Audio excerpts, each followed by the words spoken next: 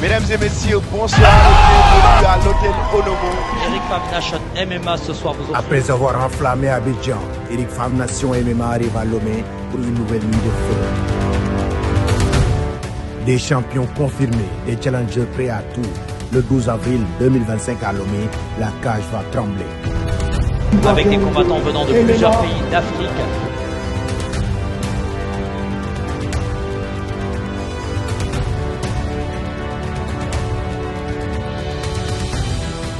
Des KO, des soumissions, de l'intensité. Eric Fam Nation MMA, c'est le plus haut niveau du combat. Le choc des titans entre le Sénégalais Tapha Tine et le Thaïlandais Benz. Une nuit, une bataille. Qui sera le dernier debout? Assistez à un spectacle inédit ce 12 avril 2025 avec Eric Fam Nation MMA à l'hôtel Onomo Lomé. L'événement sera diffusé en live pay-per-view sur www.ericfavtv.com. merci jërëjëf la SG wax nga fi wax pour leer te am solo pour ñu mën a xam lan mooy grand théâtre dëgg-dëgg parce que ñu bëri dañu yaakaar ni grand théâtre lieu la boo xamante ni da ngay ñëw pour def concert ñu loué la nga dem sa yoon mais pour vous dire grand théâtre bu amee temps ak jour bu libre ci la mën a def loolu ñun grand théâtre dañu viser la production suñu politique bu bees mooy ñu def production au centre ñun ci boppam ñooy def le spectacle et l'aspect scientifique de la culture maanaam culture du art kese il y a les manifestations des arts ak aussi le patrimoine nag boo ko waxee wax nga lépp mooy le matériel et l'immatériel mooy li ñu mën a làmb ak loo xamante ni kenn mënu ko làmb maanaam nga jël benn lépp jouer ko tourner ko mu nekk lu matériel loo xamante ni ci ay xalaat rek la woon ñu def ko loo xamante ni palpable loolu mooy rôle lu grand théâtre léegi nag dañuy wax benn plaidoirie parce que grand théâtre dafa jot mu actualiser wu les enjeux du moment ñu ngi wax les ICC les industries culturelles et créatives grand théâtre rek ci direction yi am ci état bi yëpp moo am comme mission l'organisation de la foire des ICC nga xam ni ñun rek ñoo am l'acronyme ICC ci suñu ay mission donc ñu ngi demander à ce que le grand théâtre porté projet ICC bépp bu mën a am fii ci Sénégal parce que ñun ñoo am la mission léegi nag ñu jublu ci waxtaan bi xam naa loolu moo leen gën a yitteel ñu wax kañ lañ fi ñëw man ñi ngi ma nommé le 14 mai ma def passation le 31 mai le 1er juin ci laa ñëw fii jël service bi ñu ñëwee ñu gis grand théâtre xam nga grand théâtre boo nekkee ci biti da ngay gis un bâtiment bu mag lamp yi lépp tàkk mais boo duggee ci biir nag nga fekk fa nit ñi li ngay njëkk def comme tout manager tu viens da ngay ñëw xool dugg ci bureau yi waxtaan ak nit ñi xool est-ce que ñii fi nekk yow li nga bëgg doxal mën nga reposer wu ci ñoom pour mën a def loolu la ñu def donc mois de juin bi yëpp ñu def tous les bureaux waxtaan ak nit ñi xool ñu am ay constats yu bari ci constat yooyu li ñu njëkk constaté mooy le grand théâtre budget 700 millions la am ci budget bi 640 millions yi pour fay salaire la loolu nekk premier problème maanaam 91% budget bi fay salaire du yoon ñu gis ni tamit ñu bari bureau yi day tëju ñu am ay constat yu bari am ñoo xamante ni profil bi ñu yor du loolu la ñu war a liggéey fii ci Grand Théâtre ñu gis ay nit yuy dawal ay yango ay ñoo xamante ni li ma ñëw bees moo tax ñu ñëw waaye bureau sax yoruñu ko fi gis yu bëri daal yoo xamante ni buñ koy wax sax day xaw a dénigrer Grand Théâtre ñu ne nag ñun li ñu fi indi mooy jubal jubbanti ñu taxaw ci jubbanti bi parce que jubbanti dafa metti jubbanti ci ay nit yoo xamante ni dafa am lu ñu tàmm ci gouvernement boo xamante ni tam dafa am lu bees lu mu indi de par son excellence Bassirou Diomaye Faye et le premier ministre Ousmane Sonko ñu yónni ñu fii pour ñu jubal jubbanti ñu gis personnel bi nekk 95 personnes sur les 95 mën nañ ne 40 personnes ñoo actif ñu ne il faut nag ñu jël ay mesures ci loolu direction bi fi nekkoon gis nañ loolu ndax ñun bi ñu ñëwee rek ñu fekk suñu kaw table le rapport du BOM bureau d'organisation et méthode mi nekk présidence de la République jot na fi jaar ba def ay rapport def recommandation ñu fekk fi tamit PSD plan de développement plan stratégique de développement moom tamit mu am ay recommandations donc pour ñun du jar sax ñu nekk fii di defaat ay rapport parce que y a l'audit organisationnel bu fi nekk bu BOM ak aussi plan de développement plan stratégique de développement ñu ne dañ ciy tegu mën a dem suñu premier conseil en juillet 2024 ñu waxtaan ak suñu conseil ñu ne leen on passe directement aux recommandations maanaam ñi fi warul nekk ñu dindi leen fi ñu tegu ci mission bi nga xamante ni suñu yaay ji moom la doon wax léegi les 10 missions yi nga xamante ni Grand Théâtre musu ci nekk parce que ci location rek la nekkoon ñoom tamit parce que je signale aussi nous avons un conseil bienveillant et très sage ñu conseiller ñu ne ñu il faut ngeen def rapport d'audit encore ngeen teg ko ci table bi mu doon soubassement boo xamante ni bu ngeen ko génnee kenn du mën a wax dara donc le travail débuté mois d'août ba fin décembre rapport bi on a contracté ak benn cabinet mu woo ñëpp képp ku fi liggéey ñu toog ñu waxtaan ak yow xool sa profil kañ nga fi ñëw loo fiy def loo fi jot a def ak yooyu bi rapport bi paree mu génneel ñu plus de 40% du personnel ñoo xamante ni ñii dañoo rouge ñii bleu ñii orange rouge ñëpp xam nañ ko mooy ñoo xamante ni dañu war a dem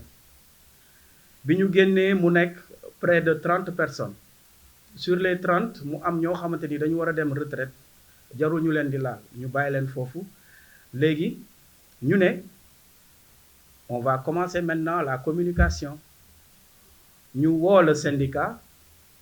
ñu waxtaan ñu informer leen que y a des gens qui doivent partir ñu waxtaan ak ñoom tam ñu xam ci boppam ni am na ñu war a dem parce que ñoom ñoo fi nekk xam nañ li fi nekk ñu def suñu assemblée waxtaan ak ñëpp waxtaan bi sax ci fin bi déggoo nañ ci kàddu ni dañu war a dem waaye léegi nan la ñuy demee ci nan la ñuy demee boobu noonu ci la coow li juddu parce que ku nekk xam naa yaa ngi am loo yaakaar ni fii booy dem di nga fi yóbbu 20 millions wala 30 millions rapport bi muy ñëw dafa ñëwaale ak ay simulation maanaam képp kuy dem am na loo xamante ni yoon loolu la wax ni loolu lañ la war a jox calculer nañ ko mi ngi ci rapport bi ñu woo ku nekk ñu ne dañuy def des départs négociés départ négocié nag mooy lan y aura départ le départ n'est pas négociable mais ce sont les conditions qui sont négociables conditions yi ngay demee loolu la ñuy négocier mais le départ mënuñu ko négocier ay damay toog wala bugguma dem loolu bu fekkee l'employé moo ñëw ne dafa bëgg dem l'employeur mën nañu toog ñu négocier mais là départ négocier la ñu wax bi ñu négocier on a fait les entretiens ak les 23 personnes et il y en aura 4 de plus sax muy 27 personnes bi ñu waxtaanee kenn rek moo ci nangu ñi des ñii di laaj des sommes vraiment très importantes ñeneen ñi ne ñoom bëgguñu dem te wala dañoo bëgg a gis rapport bi alors que rapport bi c'est confidentiel parce que y a des informations ci képp kuy liggéey fii léegi foofu la coow li commencé mu am ñuy génn di wax et ci seen rôle lañ nekk parce que tamit kuy bëgg dee wéqu génn di wax ñun nag ñu ne il faut ñu génn ñu wax ak le peuple parce que ñun ñoom ñooñu fi teg jubal jubbanti dinaa ko waxaat jubbanti bi dafa metti jubbanti ci loo xamante ni loolu nga tàmm dafa metti ñun nag résultat ci lañ ñuy xaaruñu ñu ci ñaata salaire nga fay ñaata personnel nga recruter mais ñun ci résultat lañ ñuy xaar léegi xam nga boo ko comparé ak le musée qui est là tout près musée 30 personnes ñoo fay liggéeyee 32 personnes ñu am budget 1 milliard 300 et quelques nous on a 700 millions pour 95 personnes nga dindi une vingtaine de personnes pour que la structure mën a continuer di exister pour man moo gën ñu toog ba mënatuñu sax di fay les salaires il y a eu un mois de septembre peut-être banque la ñu leb xaalis pour mën a fay les salaires ñu fekk fi tamit des dettes colossales de plus de 240 et quelques millions pour le courant loolu yëpp soldé nañ ko léegi ci 10 mois nos recettes ñëw nañ ba 330 millions alors que comparé à l'année 2023 nous étions à 200 millions toute l'année ñun à 10 mois nous sommes à 330 millions loolu rek pour wax ni ci jubbanti la ñu nekk jubbanti boobu sax day dem ci ki nga xamante ni moo doon wër ci télé yi moom mënul lire mënul bind man xawma nu mu def sax ba ñu nommé ko comme le chef le délégué mënul lire mënul bind loolu Grand Théâtre sax dina ci jubbantiwaat ñu dugal fa koo xamante ni dina mën a lire même les papiers di def les PV loolu laa bëggoon ñu waxtaan aussi sur les perspectives du Grand Théâtre xool naka lañ mën a def ba contribuer ci vision bi nga xamante ni moom le président de la République teg muy la vision 2050 nga xamante ni soubassement bi mooy culture parce que ñun suñu rôle aussi mooy d'accompagner le gouvernement di defar ay pièces di sensibiliser di woo nit ñi sur l'identité nationale ñu nekk ci contexte bu doy waar la mooy contexte de rationalisation li fi ne bariwul ñun ñëpp ñu war ci jëriñoo man en tant que directeur man dinaa wàññi mon salaire de 16% pour ñu yokk ko ci gafa gi 16% yi mooy le transport le téléphone yi ñu dugal ci salaire u directeur yi pour ñu yokk ko ci gafa gi mu gën a yokk rationalisation may woo sama mbokk directeur yépp ñu topp ci li président de la République waxoon muy la rationalisation ñu jàpp ci combat bi ndax ci combat lañu nekk dañ fi fekk lu doy waar ñu war a takk suñu biir pour les générations yi nga xamante ni ñoo war a ñëw. bu weesoo loolu ma wax leen quelques perspectives. Grand Théâtre dina abriter première immersion réalité virtuelle IA nga xamante ni ku bëggoon gis suñu maam Lat Dior wala Cheikh Anta Diop wala Ndaté Yàlla mën nga ñëw fii takk ay lunettes gis ko nga waxtaan ak moom xool ban environnement la dëkkoon, les cases, les batailles, nga mën ko poser sax ay questions mu répondre la loolu dès mois de juin bi dinañu am fii structure boo xamante ni dina mën a def loolu. Grand Théâtre dina am benn académie de danse, de musique ak de théâtre pour les enfants de 5 à 15 ans pour ne pas que les missions de l'ENAMC nga xamante ni ñoom ñooy jàngal mag ñi ñun ñu bañ a def ay collision. Grand Théâtre début 2026 dina am des écrans qui vont recouvrir le Grand Théâtre fépp foo leen gis mu jaune dina am des écrans yoo xamante ni dinañ mën a wane tout ce qui se passe ici et tout ce qui se passe dans la culture pour la publicité et aussi notre rayonnement, le rayonnement du Grand Théâtre. Pour finir, dina am centre de formation boo xamante ni dinañ am benn structure bu nekk fii ci ginnaaw mu nekk une deuxième salle dina mën a jël 12 000 personnes te mën nañ ci def des formations pour la jeunesse ñu jox leen des métiers, des formations diplômantes yoo xamante ni suñu xale yi mën nañu ñëw mën a am métier yoo xamante ni parce que da ngay soxla des preneurs de son, musique, même yéen journalistes yi sax mën ngeen ñëw ci centre bi gën a formé wu pour xam les métiers du spectacle. ci gàttal daal comme que ci vendredi la ñu nekk foofu laa bëgg yam comme ça ma bàyyi leen ngeen poser seen question ñu def ko nu mu gën a gaawee 3-4 questions après on passe. Mesdames et messieurs, bonsoir et bienvenue à l'hôtel Onomo. Eric Fav Nation MMA ce soir vous offre. Après avoir enflammé Abidjan, Eric Fav Nation MMA arrive à Lomé pour une nouvelle nuit de feu. Des champions confirmés, des challengers prêts à tout. Le 12 avril 2025 à Lomé, la cage va trembler. Avec des combattants venant de plusieurs pays d'Afrique.